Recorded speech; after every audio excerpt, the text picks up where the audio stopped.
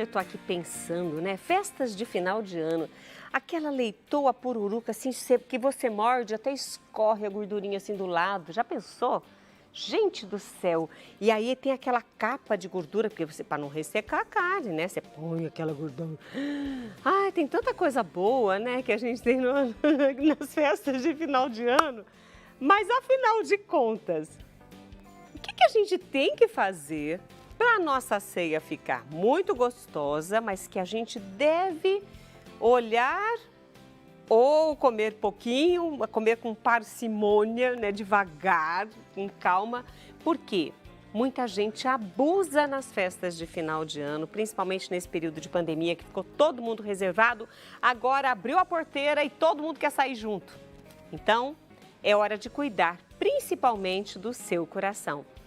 Por isso que o Dr. Silvio Giopato está aqui conosco hoje para nos alertar, né, a respeito das festas de final de ano e como cuidar do nosso coração.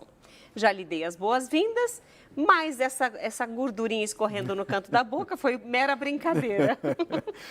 Mas se a gente prestar atenção, Rita, é uma brincadeira, mas ela ocorre com muita frequência. As festas é uma ocasião que nós devemos confraternizar, é um momento de que as pessoas se aproximam, ainda mais agora, como você citou, pós-pandemia. Então, as pessoas estão sedentas por reencontrar seus entes queridos, Verdade. seus amigos. E isso pode levar elas a abusarem um pouco além do que já é o tradicional nessas épocas do ano. E a gente tem que lembrar, né, que não é um ou outro abuso que pode ser cometido que ele vai passar impunemente. Isso pode trazer problemas, principalmente, evidentemente, para aquelas pessoas que estão sob um maior risco de eventos cardiovasculares. E é principalmente para elas que a gente tem que se dedicar, olhar para que elas se cuidem. Que uma refeição, uma festa que parece cheia de inocência pode reservar uma série de armadilhas para o coração. E não é legal você estragar o seu coração num momento tão especial de encontro das pessoas, das famílias. Mas você falou uma coisa que eu achei interessante. Não é a pessoa fala assim, mas é só hoje. Mas nunca é o só hoje, né? E aí tem uma piada muito séria que o pessoal fala, que o problema não está entre o que você come, não está no que você come entre o Natal e o Ano Novo, mas entre o Ano Novo e o Natal. Ou seja, o ano inteiro você tem que cuidar também. Exatamente. Mas agora, nestas festas, é necessário tomar alguns cuidados. O que você nos orienta? Bom, Rita, é fundamental que tenha o mais possível uma alimentação saudável. Evitar alimentos muito pesados e excesso. Os alimentos muito gordurosos, como o que você citou no começo, eles exigem demais do nosso metabolismo, do nosso organismo, para ser digerido. E quem é que paga a conta do restaurante, nesse caso, do consumo metabólico? É o coração, porque ele tem que mandar sangue para todo mundo. Então, ele tem que mandar sangue para o intestino, para o estômago, que é quem vai ter que lidar com toda essa gordura. Então, isso impõe uma sobrecarga de trabalho para o coração. Para a maioria das pessoas, isso não tem impacto. Mas, para aquelas pessoas, os hipertensos, os diabéticos, aqueles que já infartaram, aqueles que têm alto risco para doença cardiovascular, história familiar, tem que se cuidar. Tem que se proteger e evitar esses excessos, porque isso tudo está impondo uma sobrecarga de trabalho para o coração, que pode ser o gatilho para você desenvolver um evento cardiovascular. O mais comum é o infarto. Então, alimentação leve, alimentação com baixo teor de gorduras e carboidratos, sal, as pessoas, aquilo que você falou, entre o 31 de dezembro e o 24 de dezembro, entra muito sal nos finais de semana e isso contribui para desregular a sua hipertensão, perder o controle adequado da sua pressão, do seu diabetes, do seu colesterol. E essa montanha-russa em que você expõe o seu organismo a esses riscos vai se acumulando, porque não é só ali, passou e não aconteceu nada e não vai... Não, isso vai se acumulando, é cumulativo. A doença cardiovascular, que é a deposição de gordura na parede das artérias, é uma doença de uma vida. ela não começa depois dos 30, ela começa dentro do útero, ela começa quando nós ainda somos crianças. Então é uma doença de uma vida, mas que só vai se manifestar lá na frente. Então nós temos que nos cuidar, nos proteger todos os dias, 365 dias por ano. Você falou do sal. Eu acho importante que as pessoas se conscientizem. A gente lembra sempre aqui, você que acompanha o Mulher.com, a gente lembra de alguns alimentos que são importantes você ter no seu dia a dia, como alimentos integrais, frutas, verduras, enfim, o que é saudável, o que é básico. Claro que a gente não está aqui proibindo ninguém de comer, o problema não é a exceção, mas sim a regra, né? Ou seja, a regra de toda semana, aquele X de carnes, aquele X de gorduras, aquele X de sal é que vai, ao longo da vida, causar problemas. Mas o sal, o pior é aquele sal refinado. Esse é o que mais, ou qualquer sal? Qualquer sal. A molécula do sal, o cloreto de sódio, ele ao longo do tempo, ele acaba lesando as nossas artérias, endurecendo as nossas artérias, predispondo ao aparecimento, ao desenvolvimento da hipertensão ou à piora da hipertensão para aqueles que já são hipertensos. Então, não existe o sal saudável, existe a quantidade saudável de sal a ser consumida diariamente. Nós, em média, o brasileiro consome de 12 a 15 gramas de sal, quando o correto seria no máximo 5 gramas de sal. Então, nós consumimos de 2, 3 vezes mais sal do que seria o adequado. Isso, no cumulativo de dias e anos, acaba trazendo grandes prejuízos para a saúde do seu coração. Por isso que é importante que essa conscientização seja diária. Como a Rita falou, você não é a proibição, mas o uso racional, o consumo racional dos alimentos, sejam eles gordurosos ou ricos em carboidratos e ricos em sal. Quer dizer, alimentos ricos em sal devem ser evitados sempre, sempre, porque o sal realmente é um vilão para a nossa saúde. Não, e tem pessoas que muitas vezes, além do sal normal do prato, põe o saleiro do lado, porque não está mais sentindo o sabor da comida e acha que está faltando sal, mas na verdade já está na quantidade de sal. Já está na quantidade. E é uma questão de educação, né? O sal, de educação, de você se educar àquela quantidade de sal. Evitar o sal em cima da mesa, para quem tem hipertenso em casa, é regra, é obrigatório. Porque, eu não sou hipertenso, mas você é. Eu posso, você não pode. A atração está ali. Você vai ser atraída pelo sal. Então, é ideal que o alimento já esteja preparado na dose certa de sal, sempre para menos sal do que para mais. Isso, no cumulativo, de novo, de dias, semanas, meses, anos, traz um impacto muito grande no controle da hipertensão.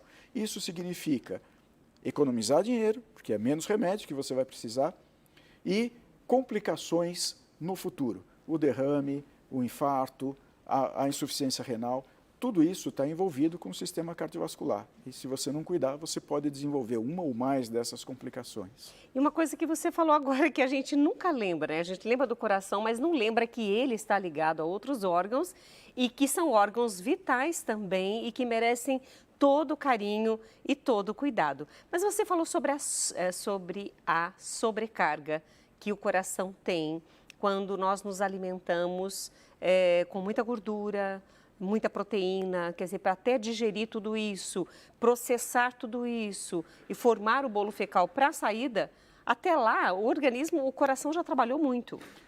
O que acontece, Rita, do momento que você põe qualquer alimento na sua boca, ele começa o processo de digestão já com a nossa saliva, daí a importância da boa mastigação, mastigar com calma, mastigar longamente para que você triture o máximo possível esse alimento e misture ele com a saliva, que ali começou o processo de digestão. Dali ele vai descer para o esôfago e vai cair no estômago. Aí vão entrar os ácidos do estômago, rompendo as ligações moleculares, principalmente das proteínas.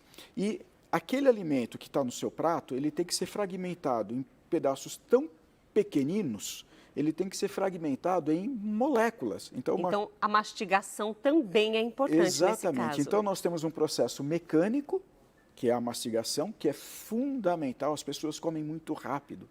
Isso é muito ruim para a saúde também. Então, nós precisamos nos alimentar com mais calma, com mais tranquilidade, saboreando. E aí, talvez você nem vá precisar de mais sal, mas perceber o sabor do alimento, a textura do alimento. Uma vez no estômago, dali ele vai para o intestino e assim por diante.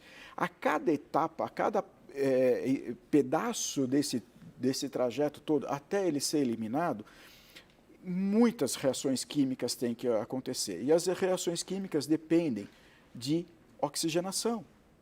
E quem é que manda o sangue oxigenado para todas essas células? É o coração. Sem ele, nada disso vai funcionar.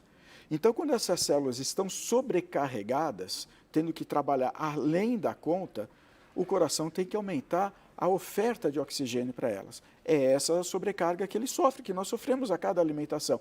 Mas nós estamos preparados para isso. Isso é o normal. Quando a gente extrapola, e aí junta a bebida alcoólica, junta o calor e uma série de outras coisas, pode ser para aquela pessoa que está em maior risco desenvolver uma complicação num momento extremamente desnecessário, né? Que seria muito ruim na hora de uma reunião familiar, de um jantar, de um almoço em família, e você ter uma complicação que poderia ser evitada caso você tivesse uma alimentação mais tranquila, mais saudável, mais equilibrada. E nós estamos aqui pensando na ceia. Eu brinquei com a leitoa, né, pururuca, escorrendo, tal. Mas muita gente vai fazer churrasco nestas festas. E aí, o consumo de proteína, de gordura e etc., ninguém vai na mesa de salada. Por que será? Ninguém vai na mesa de salada. Porém, cada vez que o churrasqueiro faz assim na mesa... Tem uma coisa interessante, Rita, que é importante as pessoas saberem. O colesterol, as gorduras que nós ingerimos, que são absorvidas e que vão ser metabolizadas, e parte delas vão ser transformadas no colesterol ruim, né? Que é o colesterol que se deposita na parede das artérias. Os vegetais, as fibras vegetais, têm um poder muito grande de carregar com elas parte dessas gorduras que você ingeriu. Então, é fundamental que o churrasco tenha vegetais, porque essas fibras vão diminuir a carga de gordura que você está ingerindo. Então, é um remédio barato, leve, saudável, gostoso e que te protege. Então, é fundamental que você tenha vegetais no churrasco para diminuir a carga de colesterol. Quer dizer que você está liberado para toda aquela gordura. O ideal é que você tire, diminua a carga, sempre pensando, raciocinando, diminuir a carga daquilo que você não precisa. Você não precisa de excesso de gorduras, você não precisa de excesso de carboidratos, você precisa o necessário para o seu organismo. E quando você junta alimentos que vão contribuir para diminuir essa oferta, essa absorção de gorduras, melhor ainda, né? Olha, gente, e tudo que a gente está falando aqui na companhia do Dr. Silvio Giopato, cardiologista, serve para todas as pessoas. Claro que a evidência do tema fica para as pessoas que têm problemas familiares relacionados ao coração ou hipertensos, entre outros problemas de saúde. Mas vale para todo mundo. Então, coloca isso na sua cabeça que a longo prazo estes abusos vão trazer consequências no futuro. Então, já vale a pena começar a sua reeducação alimentar, começar a diminuir o sal, começar a diminuir tudo isso para não pagar a conta cara depois, não é? Exato.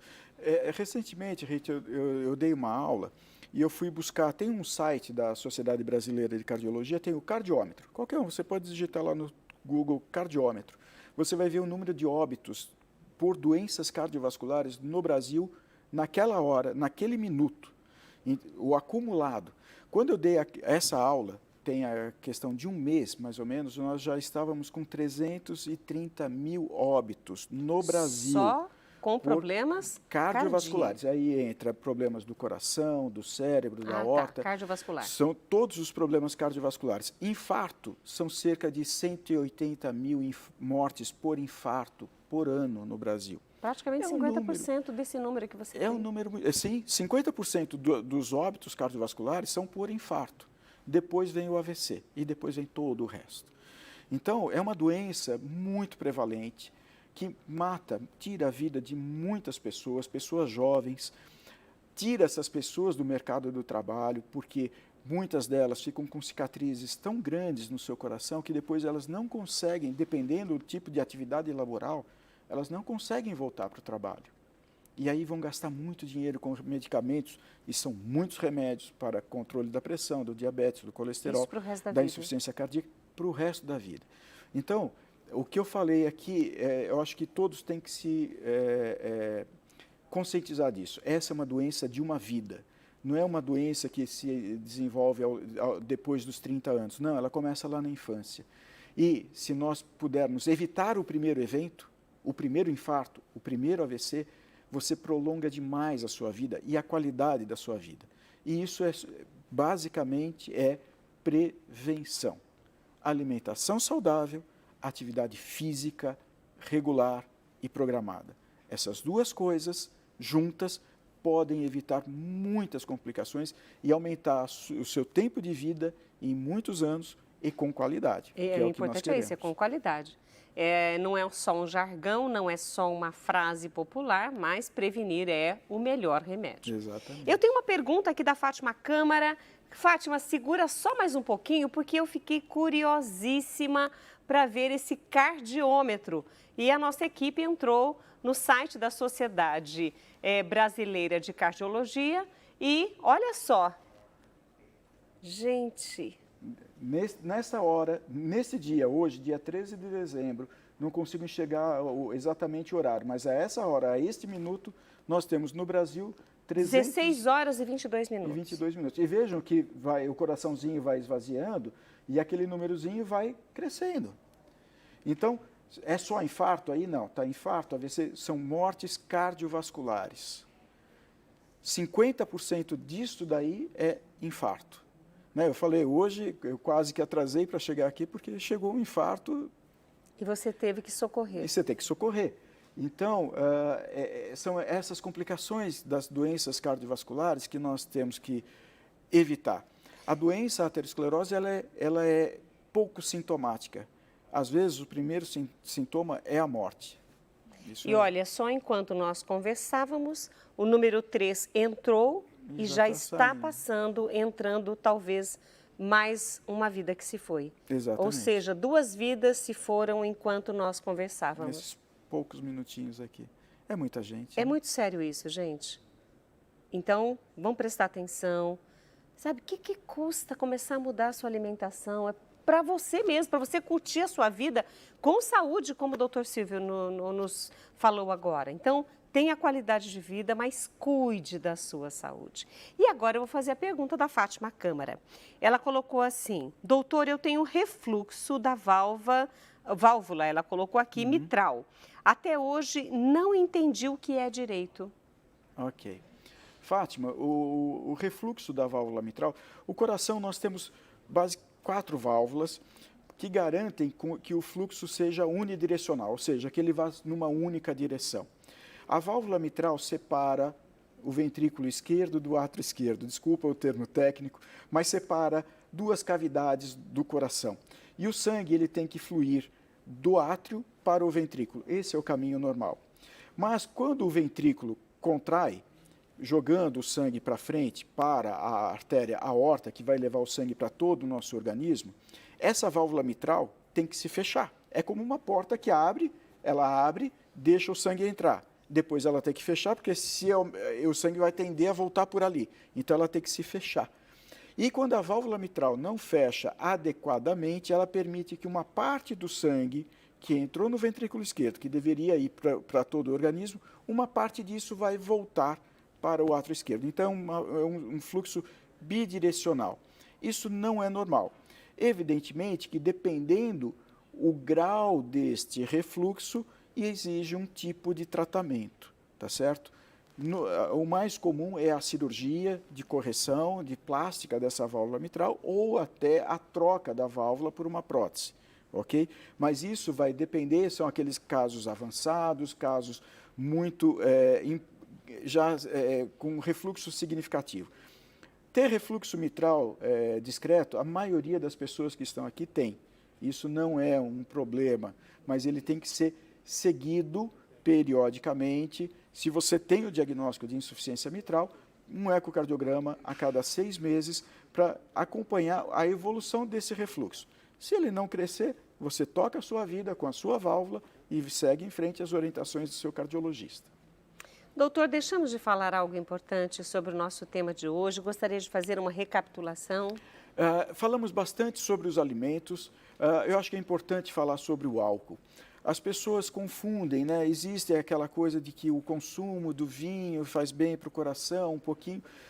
É verdade, nós temos algumas evidências que apontam nessa direção, porém não podemos generalizar. Mas o problema maior, quando você fala, olha, pode consumir, as pessoas perdem o tamanho de quanto elas devem consumir. O vinho é bom e vai... Secam a garrafa. Secam a garrafa. Vai fazer mal. O álcool tem efeito nocivo diretamente sobre a fibra cardíaca e ele pode trazer complicações, arritmias cardíacas. Às vezes, a maioria delas são arritmias que não são malignas, mas elas podem degenerar para uma arritmia maligna. Então, o consumo do álcool exagerado nesses dias de festas pode levar a algumas arritmias, pode tirar você de casa e levar para você passar o resto da noite no pronto-socorro e receber alta no dia seguinte. Ninguém quer isso. Ninguém quer isso. Então, beba com moderação. E o consumo exagerado do álcool, ele, sim, faz mal ao coração, faz mal. Por isso, portanto, tenha cuidado no consumo com álcool. Tem que ter moderação, porque nada em excesso faz bem para nada no nosso organismo. Se a gente pensar em só tudo gratidão que você faz falou. bem. Gratidão, amor. Isso faz muito bem. Fazer o bem. Gentileza. Pode ser no exagero, que não tem problema. Não tem limite. Doutor Silvio, eu quero agradecer sua participação conosco hoje, porque nós estamos na casa de tantas pessoas, né? Então, eu quero agradecer sua participação, desejá-lo ao senhor, à sua família, um Feliz Natal. E não nos esqueça no próximo ano. Queremos o senhor aqui de novo conosco. Não esqueço, Rita. Vocês são maravilhosos. Sua equipe toda, sempre chego aqui, é um carinho, a recepção que eu tenho. Eu me sinto em casa, me sinto realmente bem. Quero desejar um Feliz Natal, um Feliz Ano Novo para você, para toda a sua equipe, para todos aqueles que estão nos assistindo. Que seja um Natal abençoado, que tenhamos um 2022 melhor, mais alegre, mais equilibrado. Mas não esqueçam, a pandemia não acabou, precisamos tomar cuidados, use a máscara, reúna a família, mas se protejam. Se protejam, porque a pandemia ainda está aí, ela pode causar estragos ainda. Não vamos abaixar a guarda. Muito obrigada pela dica. Ai, que delícia. Eu vou até mandar um beijo aqui, um carinho, né? A gente fala beijo, porque quando é homem, fala, opa, pera, vai que a mulher vai ficar brava comigo. Não fica brava, não. O Paulo Mendonça colocou aqui, boa tarde, Rita, estamos aqui. Você está linda, obrigada. Um grande abraço. Isso é muito importante. Olha, esse assunto que nós falamos é importante mesmo. É de Jaú, São Paulo. Obrigado, Paulo Mendonça. Deus abençoe você, sua família, viu? E abençoe o doutor Silvio para que volte muitas e muitas.